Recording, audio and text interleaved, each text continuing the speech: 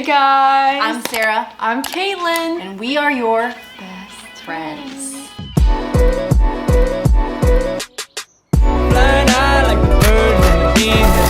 We had a very nice girl named Hillary in the comments. She asked us, she said, do you guys think you could do a video about what to look for in a college / what made you pick your specific schools? I'm a rising high school senior, and especially with everything going on, I feel so nervous about the college application process. And as soon as I saw that, I was like, oh shoot, it's so true. I remember that time in my life was so stressful. You know, right now, that's everything your life is about. What college am I going to? How do I pick my college? What about the city? All the details. I forget it now because we're rising college seniors, but that is so huge, which is why we dropped our typical YouTube schedule. We said we got to make this video for Hillary. We're going to cover 3 very important areas. First, we're going to talk about where to apply to college. How do you even decide when you're going through the application process? Yeah. Where do I go? 2, we're going to talk about very important factors to consider when you are in the stage of choosing where to go to school. What is important, what isn't important.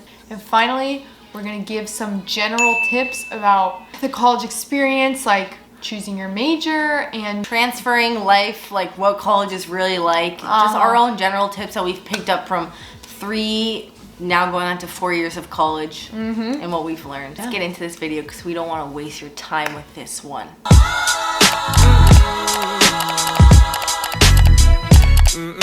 So first, consider the kind of person that you are. There are, in general, 2 kinds of people. It's like overachievers, very motivated and perfectionists and want to give everything their best shot. And then there's people like me who are very chill. I thought I wanted to apply to more than 3 colleges, realized, you know what, that's really hard. It's a lot of work. So first, consider who you are in. Can you actually make every application you do quality? Because you do want to do a quality application. They are a lot of work. A model that I followed my senior year of high school was apply to a few medium risk schools, meaning half and half, chance you'll get in, chance you're not guaranteed.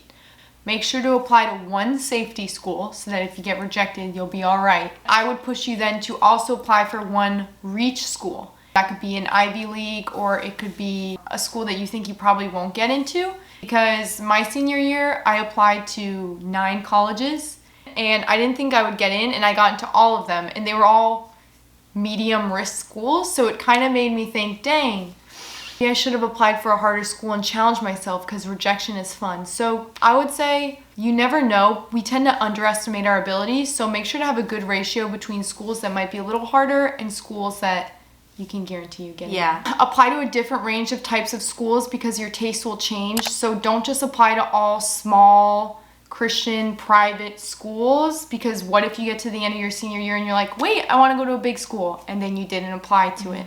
And don't be scared to apply to maybe 1 college that you still haven't visited yet. Make sure you have options so that when it's time to make a decision, you're not just choosing between a few schools that look all the same.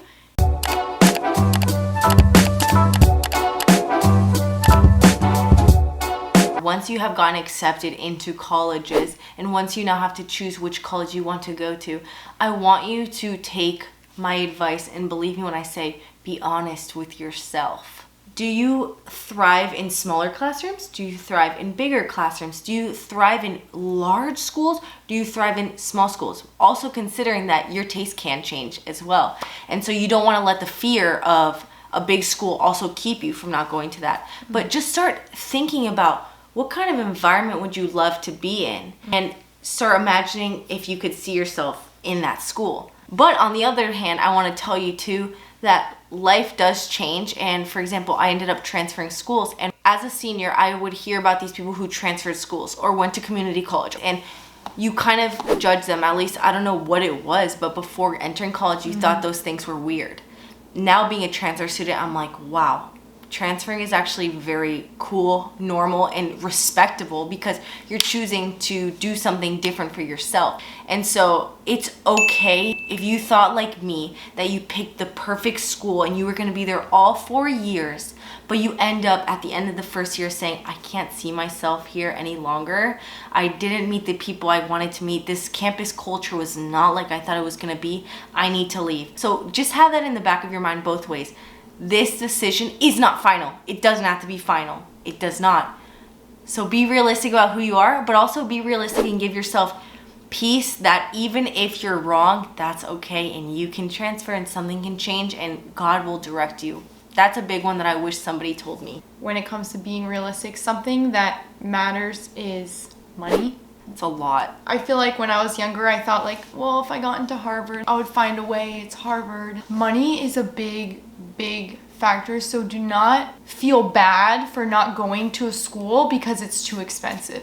And do not feel bad for staying in state because it's too expensive, because you can have a great college experience anywhere. I feel like there's like a shunning of, oh, if you choose a school for money, like you're missing out on a good opportunity. But you really need to be realistic with yourself, because spending years after college in debt or struggling through college, that's a nightmare. That's not fun when you can't eat out with your friends and you can't do anything because you're struggling paying like really big bills. You're in high school now, so you don't think about money as much, but really be realistic about the finances of the school you're going to, because it is a big deal and it will impact your quality of life in college and out of it. The only reason most likely you'd feel you have to go to expensive school, there's one reason that's legit and the other reason it's not legit. The one legit reason is probably if you have a certain career aspiration that you must go to this type of school in order to be at the top of a class for some reason. Let's say you want to be a high achieving lawyer and you want to work at the national level.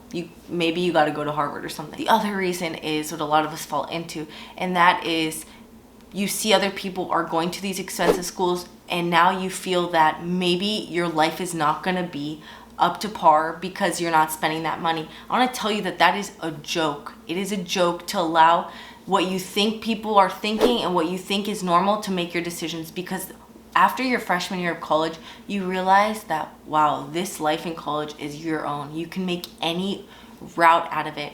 I want to encourage you to push you a little past your comfort zone. If it's not scary and if it doesn't feel a little risky, then that's where growth really is found, in pushing yourself. If you're on the cusp of like, am I making the right decision? Is this the right college? It's very far. It's very this. Maybe just have a little faith, because with those uncomfortable feelings, the first week of college, it's never easy. And so don't allow that scary, uncomfortable choice to make you feel like you're making a wrong choice. I feel like that could bring you a lot of pieces. Some people, they allow that fear to keep them and they stay in their hometown for college just because they're scared for some reason. Look at the city that the college is in when you're finally choosing where to go to college, because the town that your college is in is going to make a big impact on what you're going to be doing while you're there, what your life's going to look like. Some people end up going to schools where maybe the town around it's not so safe and there's not much to do. You think that you'll spend all 4 years on campus, but you're not going to. Half your time is going to be in the city. So when you tour that college, don't just look at the campus, look at the town around it. What is there to do there? What do I like?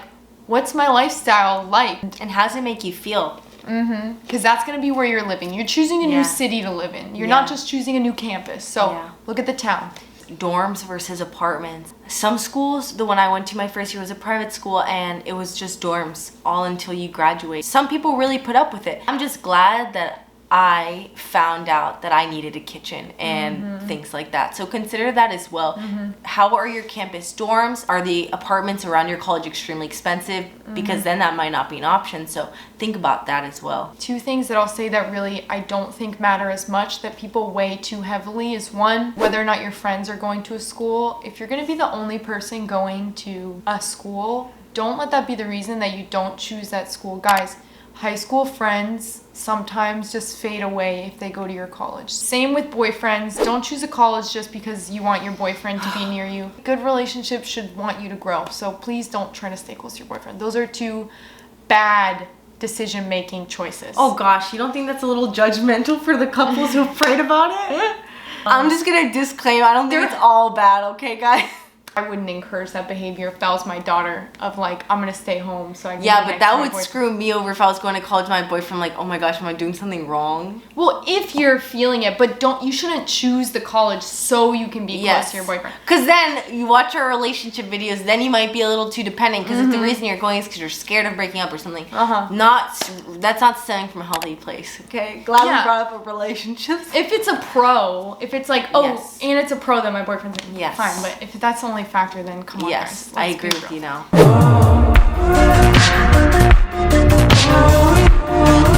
know choosing your major is a huge stress when you're in the middle of it, especially if you're undecided. It really stinks because a senior, you're not worrying about finances, you're not worrying about a lot of things. You're really just worrying about what's your major, what college are you going to.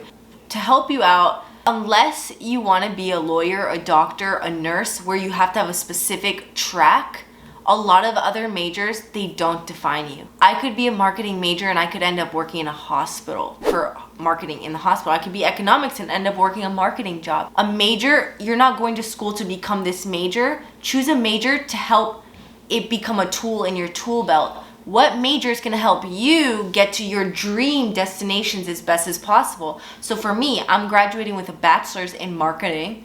I don't want to go into a marketing job. I don't want to work in an office. What I have done is I've squeezed the crap out of all these little classes, like my entrepreneurship class or my principles of marketing. And I've learned amazing, realistic tools, how to apply it into our YouTube career, our Instagram, how we want to brand and market. And I'm using it to my advantage. So you see, instead of me becoming powerless to the major, I'm using the major to my own advantage. So I want you to see that as well. If you're not one of those people who have an aspiration to a specific goal, then no, don't let your major become your identity.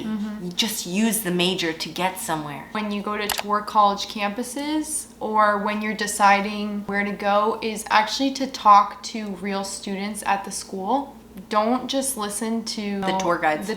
I'm a tour guide. I know that I don't lie to anybody, but I also am not going to complain about the nitty-gritty of my school on a tour because that's just not professional. So the culture of a school is really important, and you're not going to get that from a spreadsheet or about the website. The data. There is a different culture on every campus. That is something I can promise you. Some cultures where everyone's very independent and there's not many cliques. Some cultures, it's a very cliquey school. So yes, reach out. Ask students when you're on the campus. Have some little specific questions like, hey, is there a lot of parties here?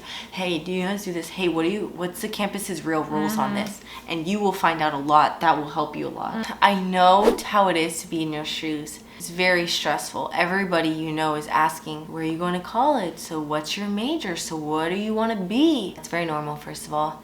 And I want you to, before you even think about those very earthly accomplishments, I want you to just write down on a paper, take 30 minutes and ask God and ask yourself, what are some of my passions?